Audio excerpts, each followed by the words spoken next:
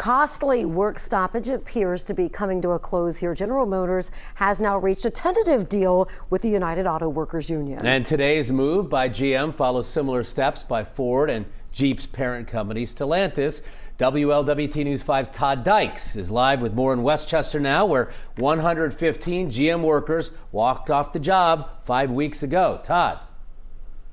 Yeah, Mike and Sheree, all is quiet tonight out near the entrance to GM's parts distribution center here in Westchester, just off Union Center Boulevard. I'll step out of the way and you can see still a bit of a smoldering fire in that trash can. It was being used to keep striking workers warm this afternoon, but they left about an hour ago after getting the official word that the GM had reached a deal with the United Auto Workers Union. Before reaching the respective deals with all three of Detroit's big three automakers, those companies were feeling a real financial squeeze. In fact, GM was looking at losing more than $200 million during the next few days.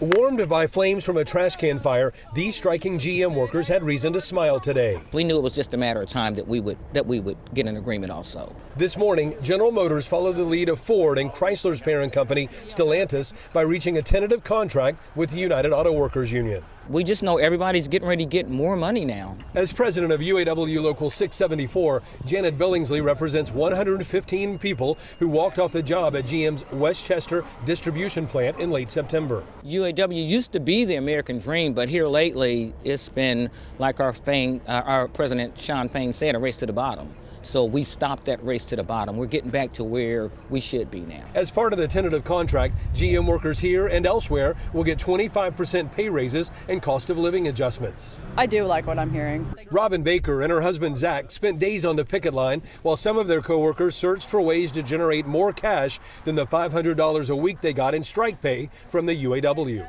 We had people going out doing Instacart just to help bring in some money to pay for like groceries or that.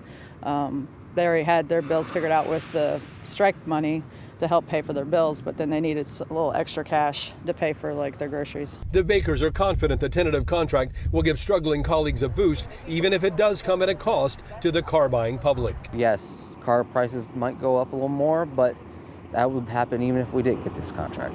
You know, inflation and companies getting greedy, that's what it's all about.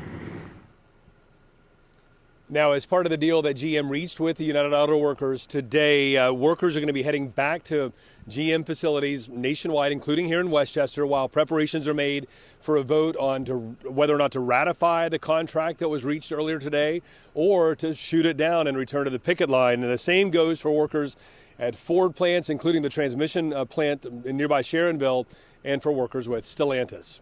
Reporting live tonight here in Westchester, Todd Dykes, WLWT News 5.